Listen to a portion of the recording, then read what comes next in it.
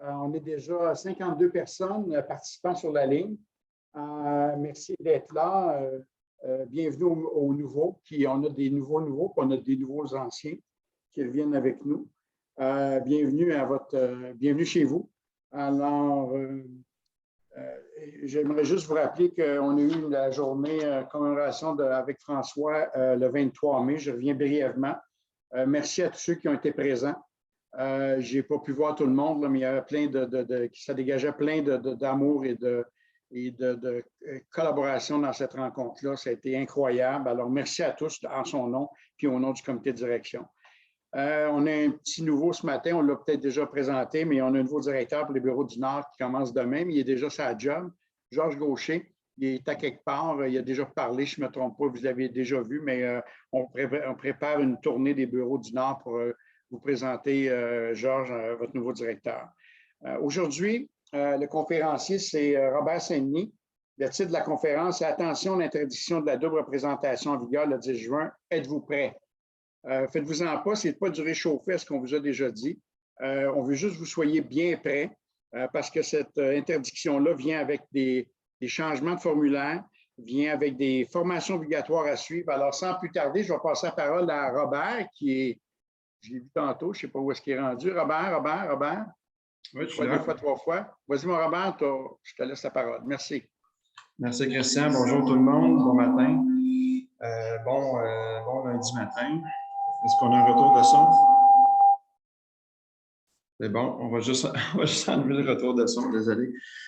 Donc, oui, effectivement, on a cru bon revenir sur la nouvelle loi là, qui va entrer en vigueur le 10 juin prochain sur la nouvelle loi, nouveau formulaire. Donc, je vais vous en reparler ce matin. D'entrée de jeu, là, Christian l'a déjà mentionné, vous allez tous recevoir dans les prochaines heures, on pense, un courriel et une formation obligatoire qui sera émise par l'OACQ avec un nombre de jours pour la faire. On nous a parlé d'une formation de 2 heures, donnant 2 UFC, qui va porter évidemment sur la nouvelle loi et sur certains nouveaux formulaires que je vais vous nommer tantôt. Donc, on va recevoir ça très, très, très bientôt. Donc, on y va. D'entrée de jeu, j'aimerais vous mentionner peut-être la nouvelle appellation. Je pense que la nouvelle appellation va faire en sorte que vous allez peut-être tous mieux comprendre où est-ce que l'OACQ s'en va avec ça. Donc, d'entrée de jeu, j'aimerais, le terme inscripteur-vendeur, je pense qu'on va devoir l'oublier. On va devoir l'oublier parce qu'il va porter à confusion maintenant. Donc, la nouvelle appellation, on va être dans 3 situations. Vous, en tant que courtier, vous allez être dans 3 situations distinctes. Donc, le courtier vendeur, le courtier acheteur ou le courtier collaborateur. Donc, je pense qu'il faut littéralement oublier inscripteur-vendeur. Si on en fait la définition de ces appellations-là, et vous allez voir que le OACQ va mettre beaucoup d'emphase là-dessus. Le courtier-vendeur, c'est pas compliqué. Le courtier-vendeur, il est sous contrat de courtage-vente. Donc, on va l'appeler maintenant courtier-vendeur. Il y a un contrat de courtage-vente signé en bonne et due forme. Donc, il va représenter. Okay? Je vais mettre beaucoup d'emphase sur ce mot-là, représenter, parce que l'OACQ met beaucoup d'emphase. Il va représenter et il va défendre les intérêts du vendeur. Donc, on ne peut pas être courtier-vendeur si on n'a pas de contrat de courtage-vente et si, à ce moment-là, on est en droit de défendre les intérêts du vendeur. Donc, il est lié par un contrat de courtage-vente et sa rétribution au courtier-vendeur, évidemment, vient directement du contrat de courtage-vente. OK? Fait qu'on part avec lui. Il n'est pas compliqué. Tantôt, on va voir qu'est-ce qui peut se passer là, pour la suite des choses. Le courtier-acheteur, qu'on va appeler maintenant de cette façon-là, c'est la même chose. Le courtier-acheteur, il est lié par un contrat de courtage-achat. Donc, il va être en droit de représenter et de défendre les intérêts de l'acheteur. Donc, il est lié par son contrat de courtage-achat et sa rétribution vient du contrat de courtage-achat ou avec un prorata d'une portion de rétribution qui peut venir du courtier vendeur qui est prévu à la fiche MLS, comme vous le savez déjà. Le courtier collaborateur, c'est le seul qui est sans contrat. Donc, plusieurs courtiers ont communiqué avec moi, ont communiqué avec possiblement Georges, Christian, peu importe, nous, l'équipe de direction, Lise, et plusieurs étaient sous l'impression que le courtier collaborateur sans contrat serait plus existant. Ce n'est pas le cas. Le courtier collaborateur est toujours là. On l'appelle courtier collaborateur parce que lui, il n'est pas lié par contrat de courtage achat ni vente. Il n'y a aucun contrat de courtage. Évidemment, il travaille avec un acheteur, mais à ce moment-là, légalement, il ne peut pas le représenter et défendre ses intérêts. Il peut tout simplement lui donner un traitement équitable. Puis tantôt, on va regarder c'est quoi la définition du traitement équitable selon l'OACQ. Donc, voilà. Lui, sa rétribution vient directement du courtier vendeur, donc la rétribution qui est prévue comme on le fait maintenant sur la fiche MLS là, à la section rétribution courtier collaborateur. Donc, voilà les trois définitions que l'OACQ nous a données. Donc, courtier-vendeur lié par un contrat de courtage-vente, courtier-acheteur lié par un contrat de courtage-achat et courtier-collaborateur sans contrat. Lui, il est avec un acheteur, il va l'accompagner. Il ne peut pas représenter, il ne peut pas le représenter, il ne peut pas défendre ses intérêts, mais il va lui donner un traitement équitable. Maintenant, qu'est-ce qui se passe si le courtier vendeur a un client direct qui communique avec lui pour la visite des lieux, la visite de la propriété, qui lui, le courtier acheteur, est sans contrat. Donc, à ce moment-là, le courtier vendeur se doit, comme c'était le cas avant, de lui poser les questions qui s'imposent. Donc, est-ce que vous êtes représenté par un courtier? Est-ce que vous avez un contrat de courtage achat déjà de signer avec un certain courtier? Si la réponse est oui, à ce moment-là, on l'invite à faire affaire avec le courtier en question. Si la réponse est non, il faut lui donner l'information que lui, en tant qu'acheteur, est dans ses droits de communiquer avec le courtier de son choix et peut-être signer un contrat de courtage achat pour qu'il puisse se faire représenter, faire défendre ses intérêts par le courtier de son choix. Ou il pourrait décider, l'acheteur, de choisir le courtier de son choix, mais ne pas signer le contrat de courtage achat. À ce moment-là, il ferait défendre tout simplement ses intérêts par un autre courtier. Si à toutes ces réponses, le client acheteur continue de vouloir visiter la propriété et il est sans contrat avec vous en tant que courtier vendeur, et là, à ce moment-là, vous allez devoir le traiter de façon équitable. Vous n'êtes pas en droit de signer un contrat de courtage achat avec lui parce que vous êtes déjà sous contrat de courtage vente sur cette propriété-là et vous allez le traiter de façon équitable. Bon, qu'est-ce que c'est la double représentation? On entend parler de ça depuis plusieurs semaines maintenant. Bien, la double représentation, ça n'arrive pas à tous les jours, là.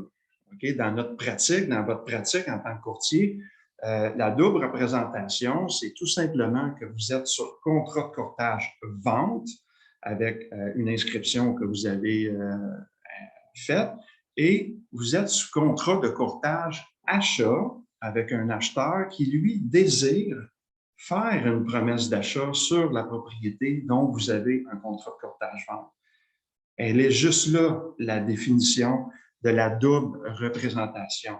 Donc, vous comprenez que ce n'est pas à tous les jours qu'on a un CCV, par exemple, et un CCA, et que le CCA veut faire une promesse d'achat sur la propriété là où on a un CCV. Et c'est ça qui va être interdit maintenant.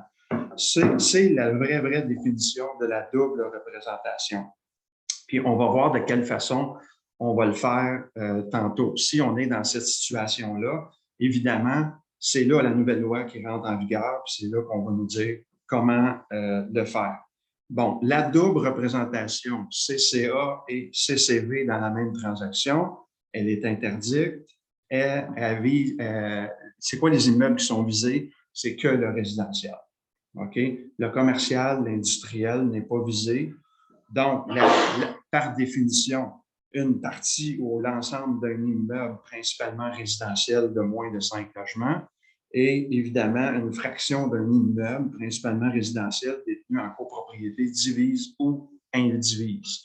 Donc, que le résidentiel, et on va toucher aussi le terrain résidentiel. Hein. J'ai fait des vérifications, j'ai parlé avec Diane Ménard là-dessus, et elle m'a confirmé, c'est pas compliqué, tout ce qui est résidentiel, que ce soit pour la vente ou la location, va être touché par la double représentation. Donc, la double représentation va être interdite dans ces immeubles visés-là. Donc, par définition ou par défaut plutôt, les contrats qui vont être visés, les fameux contrats de courtage visés par la double représentation, évidemment, le contrat de courtage-vente qu'on connaît par le CCB, qui soit exclusif ou non exclusif. On va avoir le contrat de courtage divise, on va avoir le contrat de courtage indivise, on va avoir le contrat de courtage immeuble, qu'on appelle le CCG, lorsque lui est utilisé pour un terrain vacant résidentiel. Et on va avoir le contrat de courtage location, toujours résidentiel, et le contrat de courtage achat. Donc, vous comprenez que c'est toute la portion résidentielle là, qui est touchée par cette nouvelle loi-là de la double représentation interdite. Bon, maintenant, lorsqu'on se retrouve dans cette situation-là, donc, on a notre contrat de courtage-vente, on a une nouvelle inscription, on fait la mise en marché, on est sur Centris et on a quelques acheteurs qui travaillent déjà avec nous, qui sont sur contrat de courtage-achat avec nous, et un de ceux-là se manifeste il manifeste de l'intérêt sur l'immeuble qu'on a en vente et il veut effectuer une visite. Donc, les étapes à suivre, quoi faire en réalité, hein, on est rendu à la section quoi faire dans cette situation-là, c'est pas compliqué. On peut aller visiter la propriété avec notre client sur le contrat de courtage achat. On n'est pas dans l'obligation de le résilier avant la visite. Mais à partir du moment, donc le quand, on doit résilier le contrat à partir du moment où notre acheteur qui est sur contrat de courtage achat avec nous veut faire une promesse d'achat sur la propriété là où on a un contrat de courtage-vente. À ce moment-là, la résiliation doit obligatoirement se faire au niveau du contrat de courtage achat. OK? Donc, on avise notre acheteur de la résiliation de son contrat. Le contrat de courtage, il n'est pas résilié à la réception par notre acheteur du document de résiliation. Dès qu'on signe, nous, l'avis de résiliation du contrat de courtage achat, c'est sûr que l'OACQ nous dit on aime mieux que l'acheteur le reçoive, que l'acheteur signe la résiliation, mais la résiliation commence à partir du moment où vous avez mis votre signature sur la résiliation du contrat de courtage et non de la réception par l'acheteur de cette résiliation-là. Là, on n'est pas encore au courant si le OACQ va nous fournir des formulaires de résiliation, mais pour le moment, on nous a dit qu'il faut que la résiliation soit sous forme écrite, probablement même que le courriel pourrait faire l'affaire, mais on va voir dans les formations obligatoires ce qu'ils vont nous dire. Donc, quand on en a parlé, à partir du moment où il veut faire une promesse d'achat, avant même de signer une promesse d'achat, il faut que le contrat de courtage soit annulé. Mais ce n'est pas tout.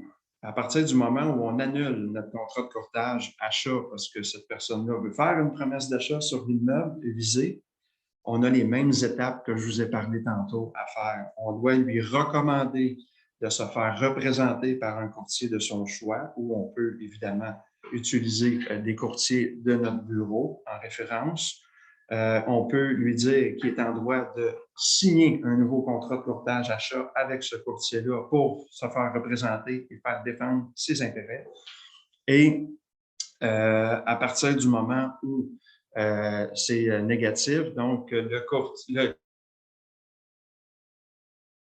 client acheteur décide de ne pas se faire représenter par un autre courtier, de ne pas signer un nouveau contrat de courtage achat, ou de ne pas se faire accompagner par un autre courtier qui deviendrait courtier collaborateur, bien, à ce moment-là, vous allez être dans l'obligation de lui dire que vous allez défendre les intérêts du vendeur parce que vous êtes sous contrat de courtage-vente et que lui, vous allez le traiter de façon équitable seulement.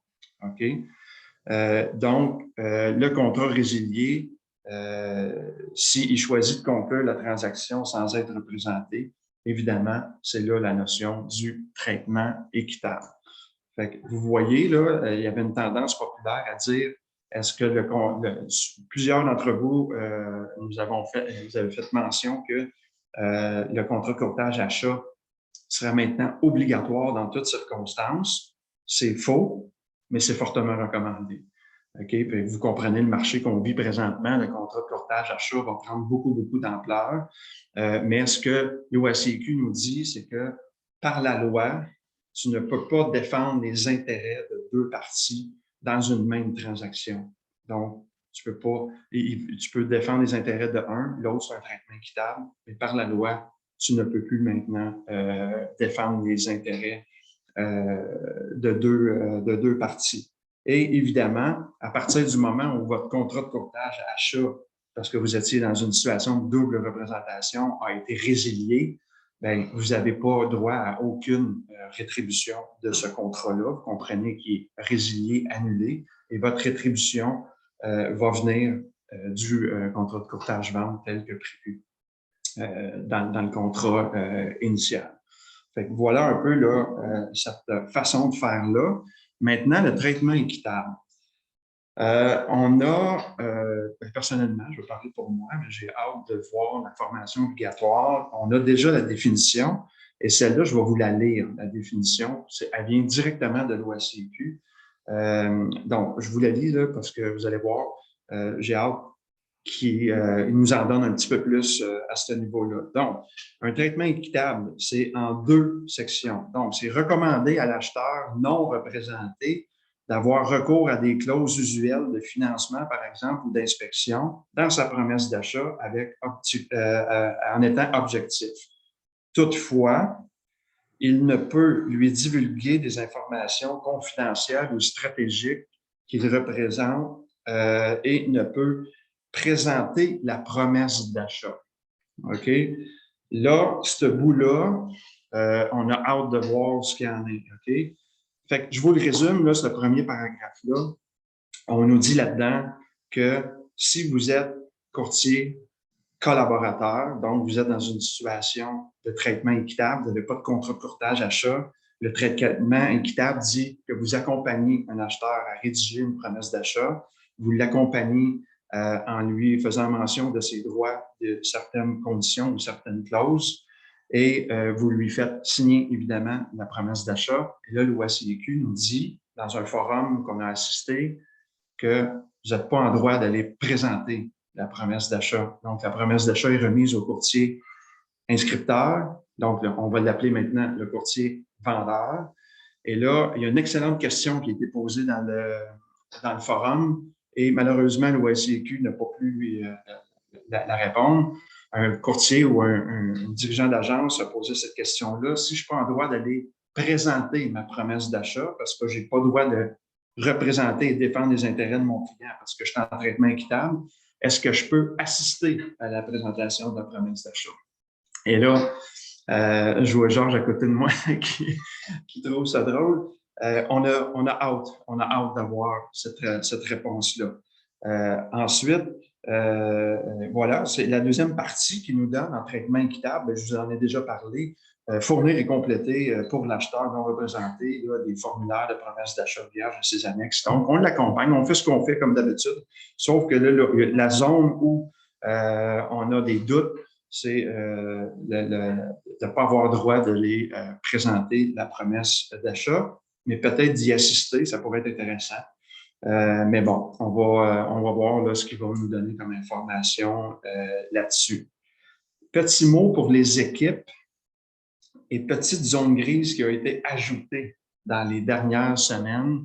On nous avait dit dès le départ qu'à partir du moment où une équipe a un CCV, par exemple une équipe de 10, sur le CCV, il y a le nom d'une seule personne, par exemple, bien, si on est en double représentation, c'est-à-dire qu'on a un acheteur sur CCA qui veut faire une promesse d'achat sur cette propriété-là, on nous avait confirmé dès le départ qu'un membre de l'équipe, que lui, son nom n'apparaît pas sur le contrat de courtage-vente, pouvait utiliser son CCA ou si le CCA appartenait à celui qui était sur la promesse, sur le contrat de courtage-vente, bien, lui, il faut qu'il fasse la résiliation, comme on en a parlé tantôt, et il pouvait utiliser un membre de son équipe pour un nouveau contrat de courtage-achat ou un courtier qui va le représenter comme courtier collaborateur.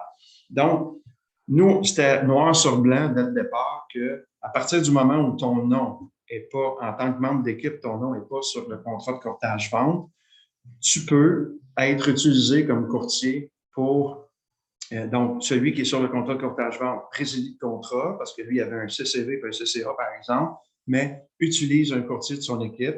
Et là, on nous avait dit, bien, le courtier devient soit le courtier acheteur s'il signe un nouveau contrat de courtage-achat avec ce client-là, ou s'il est collaborateur seulement, il va le traiter de façon équitable.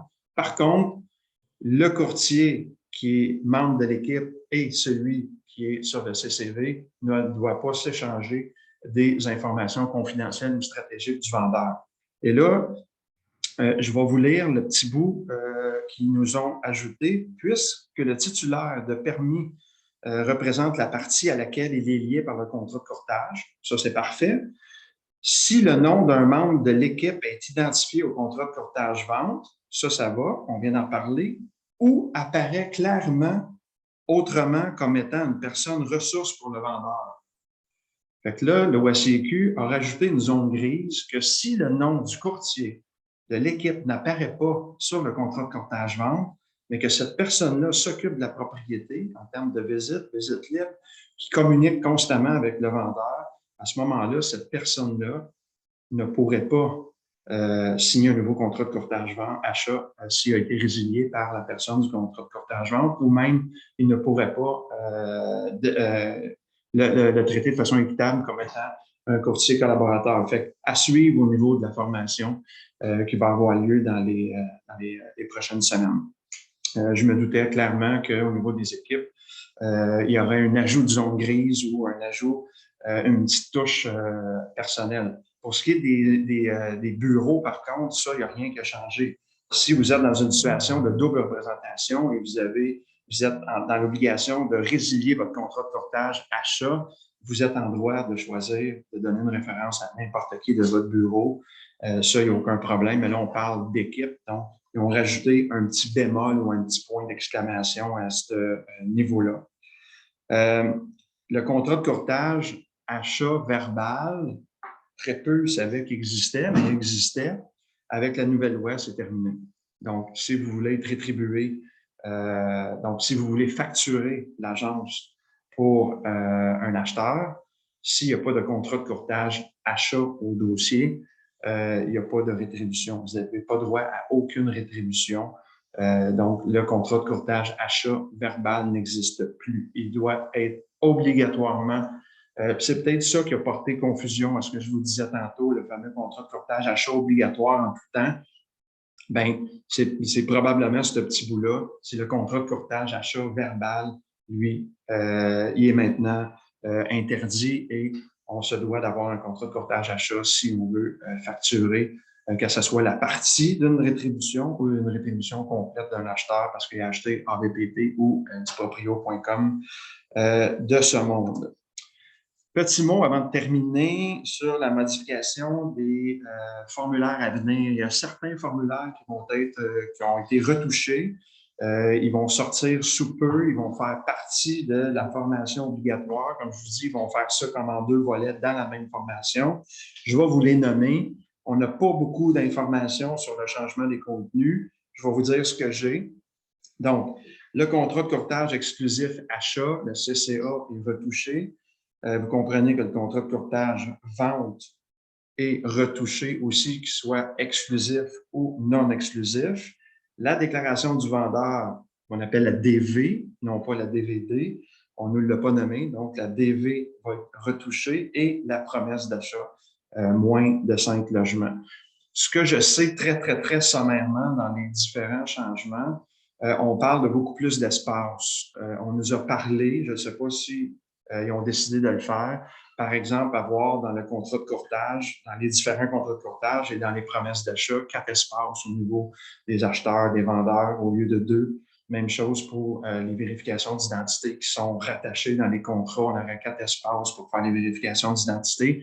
On sait qu'avec le marché qu'on vit, des fois, on a papa et maman qui accompagnent de plus en plus comme co-acheteurs. Ça nous prend beaucoup plus d'espace. Donc, on aurait plus d'espace. Dans les contrats de courtage exclusifs, la plus grosse nouveauté, c'est qu'il va y avoir une clause qui va devoir être obligatoirement initialée par le vendeur, là où on va y expliquer qu'est-ce qu'un contrat de courtage non exclusif. OK? Et c'est là que ça ne fait pas l'unanimité. Je suis sûr qu'on est 80 là, présentement sur le Zoom. Là, il y en a peut-être qui ont fait le saut. Mais ça va être la même chose, par exemple, que dans la promesse d'achat. Vous savez qu'on se doit d'indiquer à un vendeur son droit de faire inspecter le bâtiment. Il peut, là, ici, il renonce, il doit initialer, puis on rajouté même une clause des conséquences de tout ça. Mais quand on va prendre un contrat de courtage exclusif, maintenant, il va y avoir une section à même ce contrat-là exclusif avec l'explication de ce que c'est un contrat de courtage non exclusif, puis avec le droit du vendeur de choisir le contrat de courtage non exclusif. Et vous savez, c'est quoi le contrat de courtage non exclusif? Ça veut dire que ce vendeur-là pourrait signer 3, 4, 5, 6 contrats de courtage avec 5, 6, 7 courtiers de toutes les agences nécessaires et vous comprenez ce que ça pourrait amener comme situation.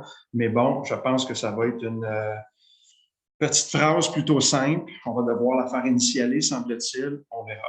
Donc, voilà, j'ai terminé, mon ami Christian. Donc, formation à venir, vous allez recevoir ça dans les prochaines heures, j'imagine, pour les dates. Merci, Robert. Écoutez, c'est assez exhaustif comme présentation. Juste retenir quelques points, c'est pour les résidentiels seulement, pas pour le commercial.